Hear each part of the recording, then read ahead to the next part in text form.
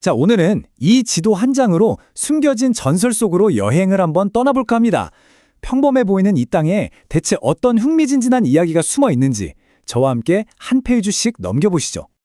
네, 바로 이 지도가 오늘의 주인공 광덕면으로 떠나는 우리만의 특별 안내서라고 할 수 있겠네요. 여기는 충절과 예술 그리고 생존의 이야기가 정말 촘촘하게 새겨져 있거든요. 자, 그럼 첫 번째 장소로 떠나볼까요? 우리의 첫 번째 목적지는요, 지금 우리가 쓰는 한국어에 아주 특별한 단어 하나를 선물한 산골 마을입니다. 지도에서 한번 찾아볼까요? 바로 저기 광덕산 자락에 자리 잡은 작은 마을 두문동.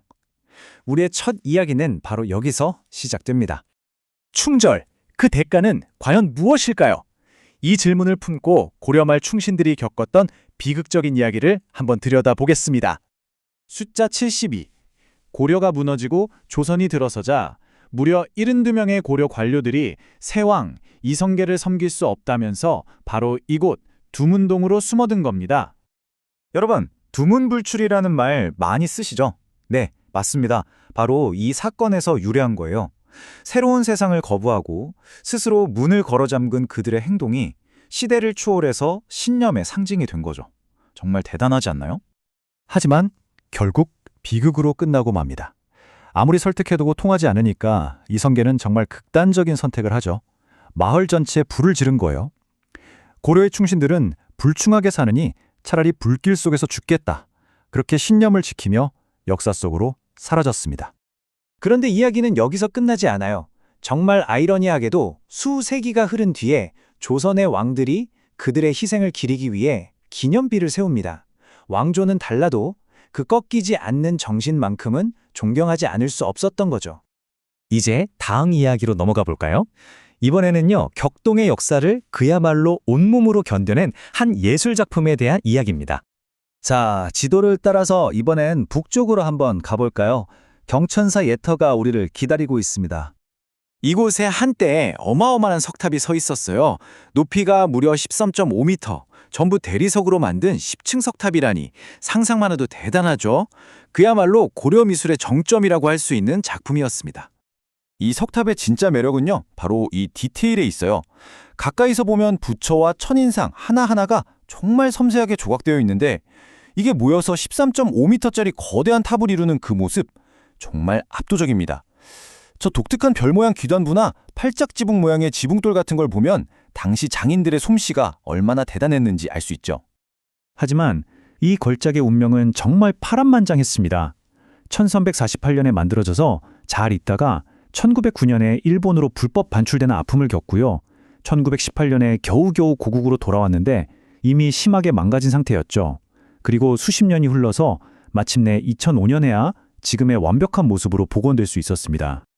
경천사터에서 일본, 그리고 경복궁을 거쳐 지금의 국립중앙박물관까지 이 기나긴 여정 자체가 하나의 역사책 같아요. 수많은 역경을 이겨낸 우리 문화의 끈질긴 생명력을 보여주는 상징인 셈이죠.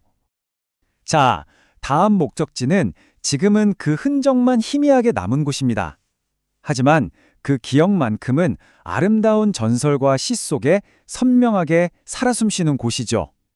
지도에서 전좌산 기슭을 한번 볼까요?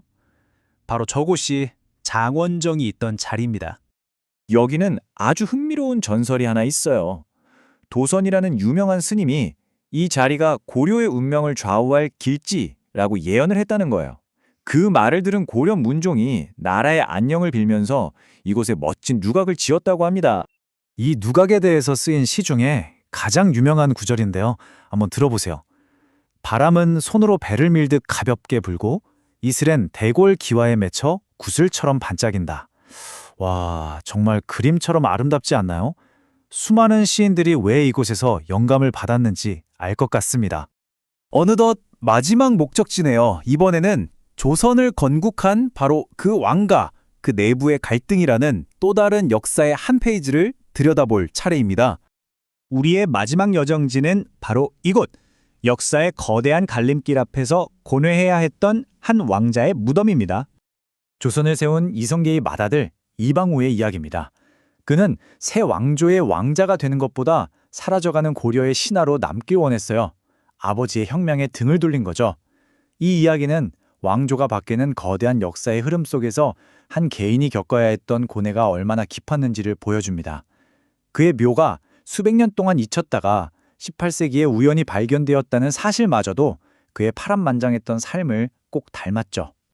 자, 이렇게 광동면 지도 여행의 마지막 페이지까지 함께 왔습니다. 우리가 지도 위에서 그냥 점으로만 봤던 장소 하나하나에 이렇게 깊고 강렬한 이야기가 담겨 있었네요. 두문동의 꺾이지 않는 신념, 경천사석탑이 견뎌낸 순환의 세월, 장원정의 사라진 아름다움, 그리고 이방호 묘에 서린 한 왕자의 고뇌까지 말이죠. 이 땅은 그저 흙과 돌이 아니에요. 겹겹이 쌓인 역사의 기록 그 자체입니다. 오늘 저와 함께한 이 여행을 마치면서 여러분께 마지막 질문을 하나 드리고 싶네요. 지금 여러분이 딛고 서 있는 바로 그 땅 밑에는 과연 어떤 이야기가 잠들어 있을까요?